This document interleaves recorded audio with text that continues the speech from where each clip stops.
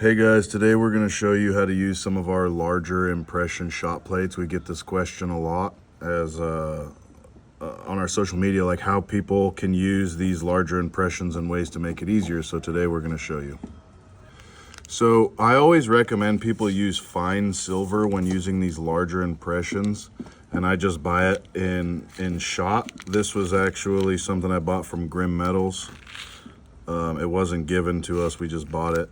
So depending on the specific impression, since they're hand forged, they vary in depth.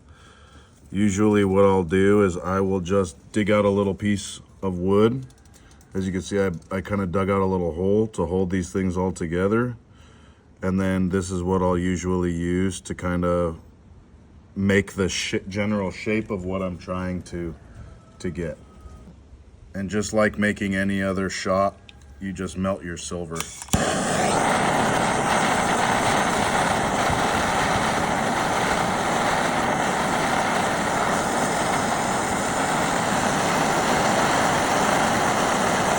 And one of the tricks you can do while it's still kind of soft, say you want it to be more of an oval shape, you can kind of pinch it together and it won't be so round. You'll have more of an oval shape to it to fit in some of those oblong impressions.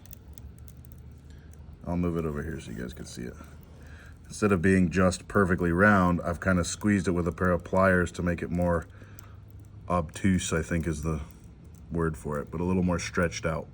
Okay, so another little trick you guys can do if you're hammering directly on your anvil, you will get some bounce in this, which also will make the silver kind of bounce around. So one of the tricks you could do is throw a little piece of leather. It's not necessary, but it'll help with some of the it'll absorb some of the blow and the vibration and keep it from bouncing too much. All right, and I have my little assistant over here. Here, put it in my hand, baby. Okay, thank you. My little assistant gave me that piece of shot we made earlier, and this is fine silver. And let's say this one here on the end, since it's kind of elongated, in reality, this piece of silver is too much. That's too much silver. This would work better for something like this, or even the best possible one would be this one. And because of the depth, this amount of silver is perfect for it. So why don't we go with this one? So what I'll do here is you see how I've made it kind of thin and long? It fits this shape and it's smaller than the impression width-wise. So what's gonna happen is as I use the force tool to push this silver down, it'll fill in all the crevices before it starts to spread out. So with that said, what I'm gonna do next is grab my force tool and we'll start forcing this thing down. Okay, so now what we're gonna do is we're gonna force straight down with the force tool, and this will probably be a little bit loud. So what I did there is I got a few strikes to kind of get it into place. And now what I'm gonna do is I'm gonna split my silver in half with my strikes. So first I'm gonna put my force tool at a little bit of an angle in the middle of the silver.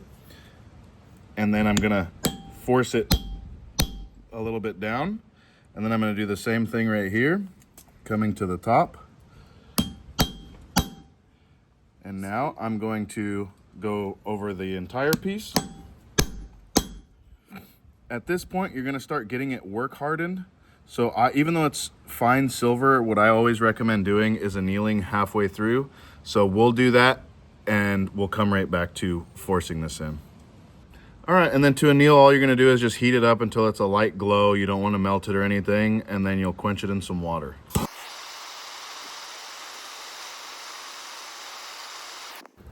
That looks good.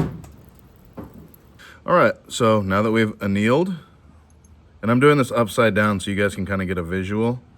So it may take me a few tries to get it rightly in place. Okay, watch your hands, baby. Watch your hands, little one. And we're just gonna continue doing the same thing, and we're gonna force the material in all the directions that we want it to go. You can see I'm moving the material in different directions, right? And now this one here, we'll start dropping it back down to the center.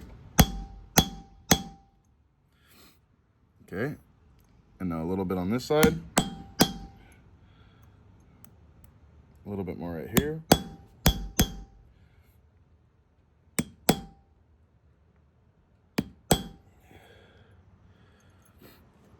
And there you go. You have your excess here. And if you have a lot of extra, what you can do when comes time to clean it up is take a pair of needle nose pliers. These ones I wouldn't recommend just because they're knurled and they'll mar your metal. But what you can do is buy a really cheap pair of needle nose pliers from Harbor Freight and grind these off so that they're flat and smooth. And then basically you would go and you'd grab them at these angles, and you can take a piercing saw to cut off the excess at your bench, or you can come in with, I'll just use this, it's obviously this is a force tool, but you can hold it here and you use a file to clean up your edges. A piercing saw will take a good amount of the excess off faster, and then you can come in with your round and your small triangle files and clean them up. But that is how you would use one of these larger impressions to get these larger shots. So to recap, you want to use 999 fine silver. You want to anneal your metal. If you have an oblong shape and not just a round shape, as it's cooling, you can pinch it with some pliers to get slightly closer to that shape. Then we're going to force it in with the force tool, moving the material around. Then anneal, come back, do it again, moving the material around, and then go ahead and flatten the whole thing out. After you're done, you can take it to your bench, clean it up with some files and a piercing saw. You can use a Dremel with different discs and stuff like that to clean it up as well. And that's how you'd go about getting you one of these fine impressions with one of these larger shot plates that we make.